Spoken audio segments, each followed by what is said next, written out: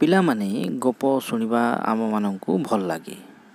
ତେଣୁ ଆସ ଆଜି ଆମେ ଷଷ୍ଠ ଶ୍ରେଣୀ ସାହିତ୍ୟ ବହିର ଗୋଟେ ସୁନ୍ଦର ପାଠ ପଢ଼ିବା ବା ଗୋଟେ ଗଳ୍ପ ପଢ଼ିବା, ଯାହାର ନାଁ ହେଲା ନ୍ୟାୟ ବିଚାର, ଯାହାର ଗାଳ୍ପିକ ବା ଏହି ଗପଟିକୁ ଲେଖିଛନ୍ତି ସୁନନ୍ଦ କର, ଯାହାଙ୍କର ଜନ୍ମ 1927 ମସିହା କଟକଠାରେ ହୋଇଥିଲା। ସେ ଜଣେ ସାମ୍ବାଦିକ ଥିଲେ, ସେ ଜଣେ ସୁଲେଖକ ଥିଲେ ଏବଂ ମାସିକ ଉତ୍କଳ ସାହିତ୍ୟ ପତ୍ରିକାର ସମ୍ପାଦକ ମଧ୍ୟ ସେ ଥିଲେ। ସେ କେତୋଟି ବଙ୍ଗଳା ଓ ଇଂରାଜୀରେ ଲେଖା ହୋଇଥିବା ପୁସ୍ତକକୁ ଓଡ଼ିଆରେ ଅନୁବାଦ କରିଛନ୍ତି।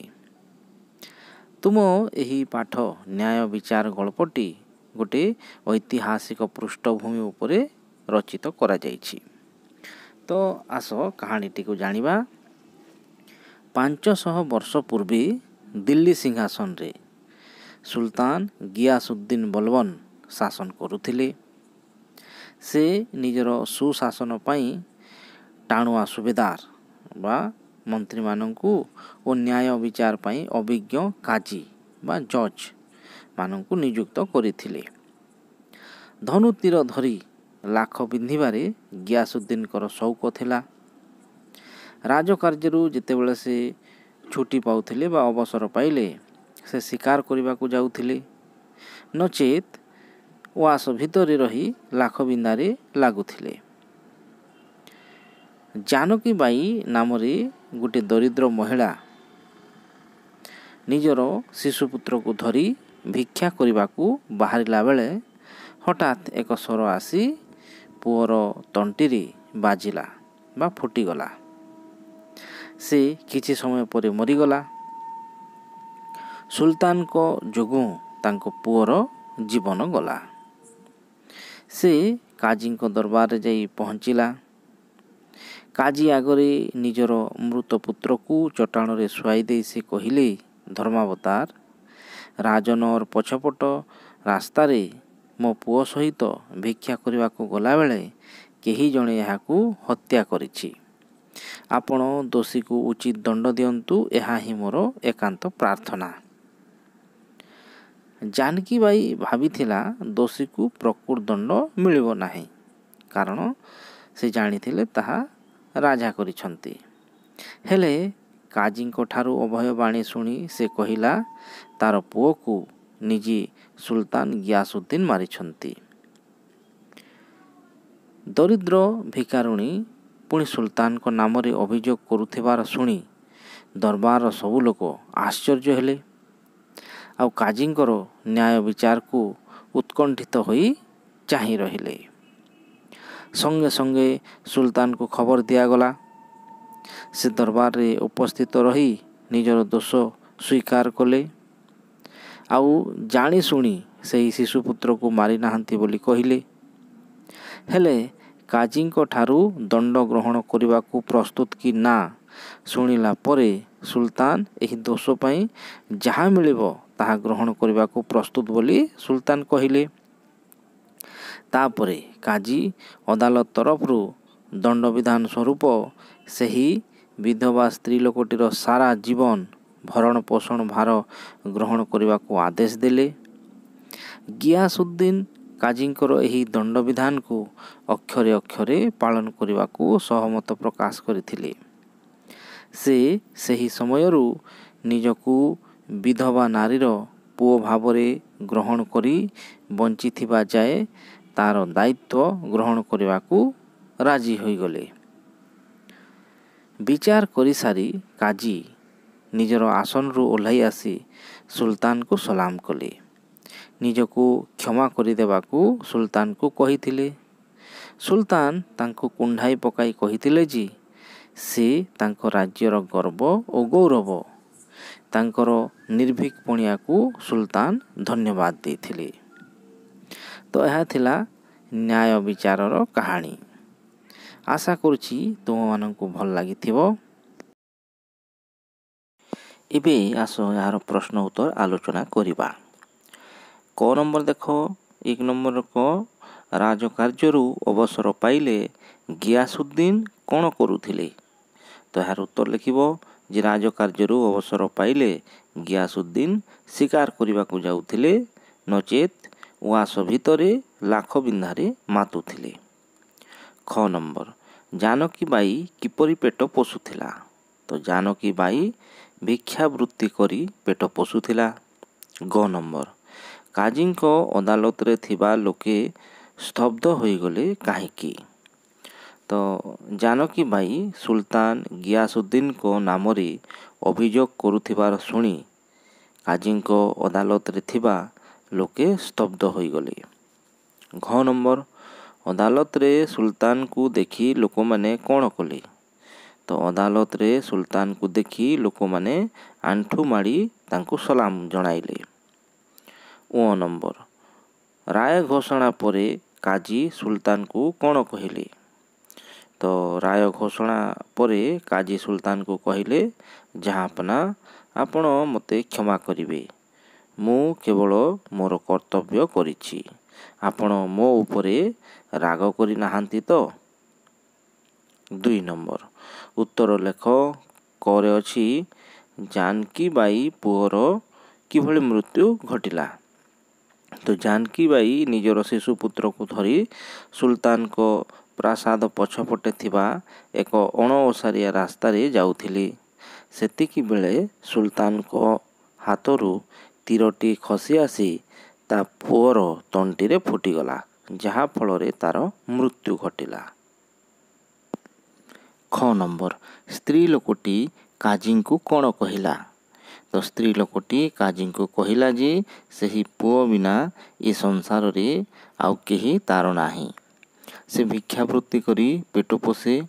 ନିଜର ପୁଅ ସହିତ ଭିକ୍ଷା ପାଇଁ ଯାଉଥିବା ବେଳେ କେହି ଜଣେ ତାର ପୁଅକୁ ବିନା ଦୋଷରେ ହତ୍ୟା କରିଛି।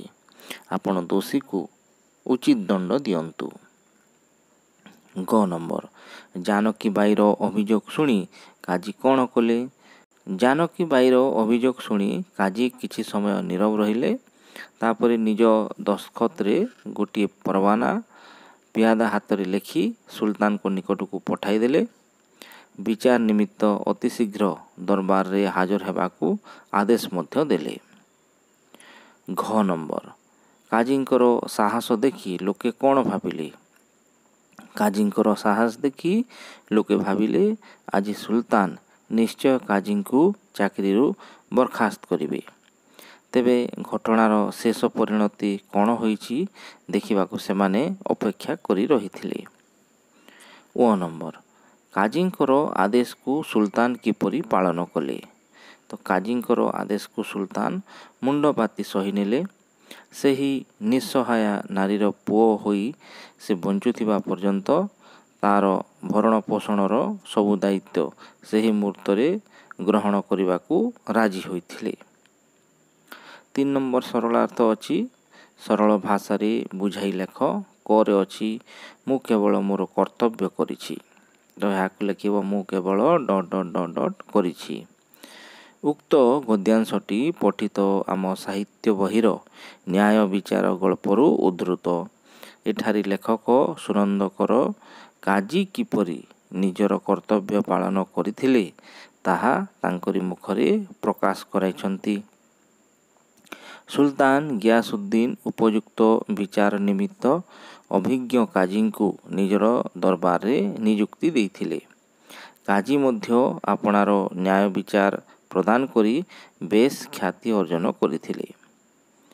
ବିଧବା ନାରୀ ଜାନକୀ ବାଇର ଶିଶୁ ପୁଅର ମୃତ୍ୟୁ ଯେ ସୁଲତାନ ଗିଆସୁଦ୍ଦିନଙ୍କ ଦ୍ୱାରା ହୋଇଛି, ଏହା ଜାଣିପାରି ଦୋଷୀକୁ ଉପଯୁକ୍ତ ଦଣ୍ଡ ବିଧାନ କରିବାକୁ ପଛାଇ ନାହାନ୍ତି। ବରଂ ନିର୍ଭୀକ ଭାବରେ ପରୱାନା ଲେଖି ପିଆଦା ହାତରେ ସୁଲତାନଙ୍କ ପାଖକୁ ପଠାଇଛନ୍ତି ଏବଂ ତୁରନ୍ତ ସୁଲତାନଙ୍କୁ ଦରବାରରେ ଉପସ୍ଥିତ ହେବାକୁ କହିଛନ୍ତି। ତାଙ୍କର ଏପରି କାର୍ଯ୍ୟ ଦେଖି ଦରବାରରେ ଅନେକ ଲୋକ ସ୍ତବ୍ଧ ହୋଇ ଉଠିଛନ୍ତି। ମାତ୍ର କାଜୀ କେଉଁ ଆଡ଼କୁ ନଜର ନ ଦେଇ ଆପଣାର ବିହିତ କର୍ତ୍ତବ୍ୟ ସାଧନ କରିବାକୁ ଆଗେଇ ଆସିଛନ୍ତି।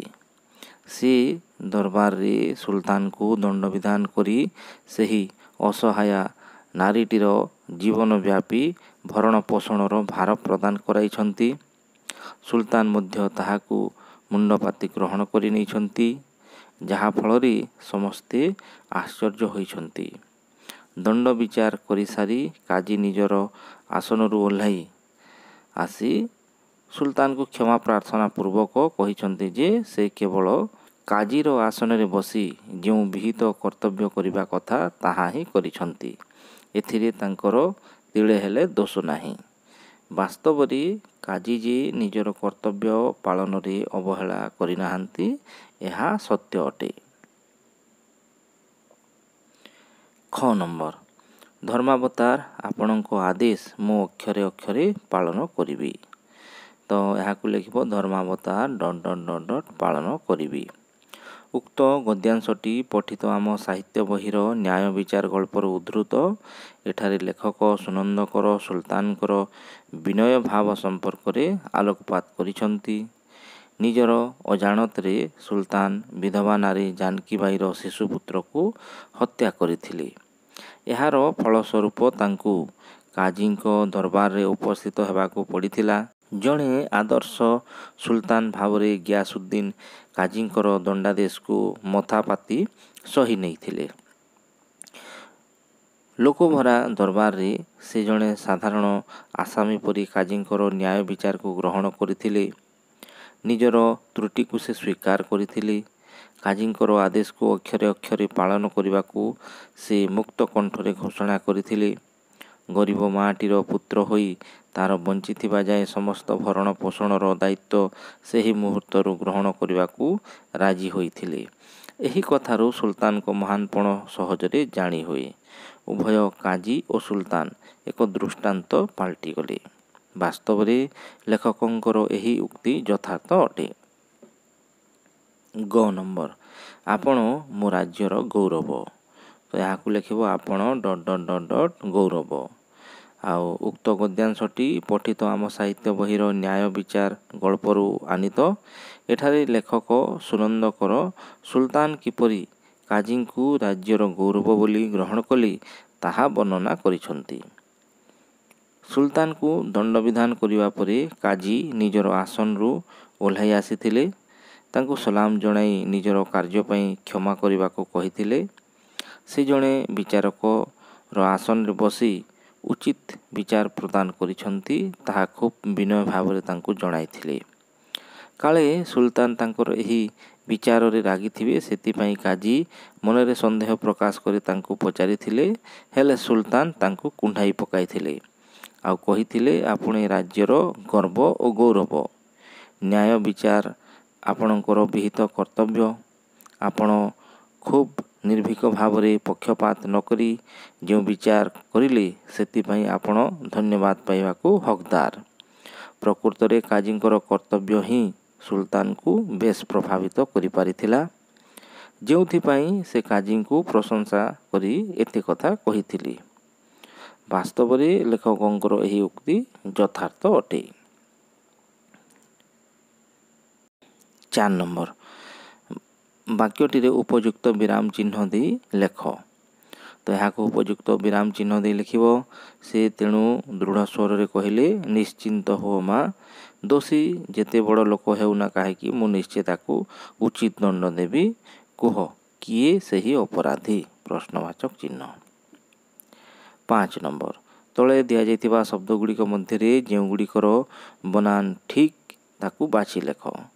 ତ କ ନମ୍ବରରେ ହେବ ଜାନକୀ ଜାନକୀ ଜାନକୀରେ ଏହା 2 ନମ୍ବର ହେବ ଜାନ କ ଦୀର୍ଘ କି। ଆଉ ସେହିପରି ଖରେ ସମ୍ମୁଖ ସମ୍ମୁଖ ସମ୍ମୁଖ, ତ ଏଇଟା ମଧ୍ୟ 2 ନମ୍ବର ହେବ ସମ୍ମୁଖ। ଗ ନମ୍ବର, ସଂକୀର୍ଣ୍ଣ ସଂକୀର୍ଣ୍ଣ ସଂକୀର୍ଣ୍ଣ ମଧ୍ୟରୁ ତୃତୀୟଟି ହେବ ସଂକୀର୍ଣ୍ଣ। ଆଉ ଘ ନମ୍ବରରେ ଅଛି ଭିକାରିଣୀ ଭିକାରୁଣୀ ଭିକାରୁଣୀ, ତ ଏଇଟା ମଧ୍ୟ 3 ନମ୍ବର ହେବ ଭିକାରୁଣୀ। ଏଇଟା ଠିକ୍ ଅଛି। 6 ନମ୍ବର, ଭରଣ ପୋଷଣ ପରି ଆଉ 4ଗୋଟି ଯୋଡ଼ା ଶବ୍ଦ ମନରୁ ଭାବି ଲେଖ। ତ ସେହିପରି ଲେଖିବ ବନ୍ଧୁବାନ୍ଧବ ବହିପତ୍ର ବାସନକୁସନ ଗପସପ ଇତ୍ୟାଦି। 7 ନମ୍ବର, ରାଜା ଧନୁ ତୀର ଧରି ଲାଖ ବିନ୍ଧନ୍ତି। ନଦୀ ତୀରରେ ବୁଲିବାକୁ ଭଲ ଲାଗେ। ଉପର ବାକ୍ୟ ଦୁଇଟିରେ ରେଖାଙ୍କିତ ପଦ ଦୁଇଟିର ଅର୍ଥ ଅଲଗା। ସେ ଦୁଇଟି ଅର୍ଥ ବୁଝି ଓ ସେହିପରି ଏକା ଭଳି ଶୁଣାଯାଉଥିବା ଆଉ କେତୋଟି ଶବ୍ଦ ଲେଖି ତାହାକୁ ବାକ୍ୟରେ ବ୍ୟବହାର କର। ତ ଉପରେ ଯେପରି ଦେଇଛି ଧନୁ ତୀର ଅଲଗା ଆଉ ନଦୀ ତୀର ଅଲଗା, ସେହିପରି ଆମେ ଲେଖିବା କ ହର୍ଷ କୂଳ କହିଲେ ବଂଶ ଆଉ କ ଦୀର୍ଘ କୂଳ କହିଲେ ତଟ। ତାକୁ ବାକ୍ୟ ଗଠନ କରିବ। କ ହର୍ଷ କୂଳ ରାମଚନ୍ଦ୍ର ରଘୁ କୂଳରେ ଜନ୍ମିଥିଲି। ସେହିପରି କ ଦୀର୍ଘ କୂଳର ଲେଖିବ ନଦୀ କୂଳରେ ହରି ବୁଲେ। ତାପରେ କର କର, ଗୋଟିଏ କର କହିଲେ ହେଲା ଖଜଣା। ପ୍ରଜାମାନେ ରାଜାଙ୍କୁ କର ଦିଅନ୍ତି। ଆଉ ଗୋଟିଏ କର କହିଲେ ହେଲା ଶୁଣ୍ଢ। ହାତୀ ନିଜର କରରେ ଡାଳ ଭାଙ୍ଗେ। ଦଳ, ଦଳ କହିଲେ ପତ୍ର। ପଦ୍ମ ଦଳରେ ଜଳ ରହିଛି। ଆଉ ଗୋଟେ ଦଳ କହିଲେ ସମୂହ, ଲୋକେ ଦଳ ହୋଇଯାଉଛନ୍ତି। 8 ନମ୍ବର, ଉପଯୁକ୍ତ ଶବ୍ଦ ଦେଇ ନିମ୍ନ ପାଠରେ ଥିବା ଶୂନ୍ୟସ୍ଥାନ ପୂରଣ କର। ତ ଏହାକୁ ପୂରଣ କରିବ। ପ୍ରତିଦିନ ଭିକ୍ଷାବୃତ୍ତି କରି ପେଟ ପୋଷେ, ତାର ସାହସ ତ କମ୍ ନୁହେଁ। ଧର୍ମାବତାର, ଆପଣଙ୍କ ଆଦେଶ ମୁଁ ଅକ୍ଷରେ ଅକ୍ଷରେ ପାଳନ କରିବି। 9 ନମ୍ବର, ଭିକାରୁଣୀ ଶବ୍ଦର ଲିଙ୍ଗ ପରିବର୍ତ୍ତନ କଲେ ହେବ ଭିକାରୀ। ସେହିପରି ନିମ୍ନଲିଖିତ ଶବ୍ଦ ଗୁଡ଼ିକର ଲିଙ୍ଗ ପରିବର୍ତ୍ତନ କରି ଲେଖ। ଠାକୁରାଣୀ ଠାକୁର, ଅସୁରୁଣୀ ଅସୁର, ସମୁଦୁଣୀ ସମୁଦି, ମାଲୁଣୀ ମାଳି, ବାଘୁଣୀ ବାଘ, ସଙ୍ଗାତୁଣୀ ସଙ୍ଗାତ। ଏହିପରି ଭାବରେ ସବୁ ପ୍ରଶ୍ନର ଉତ୍ତର ଲେଖିବ। ଧନ୍ୟବାଦ।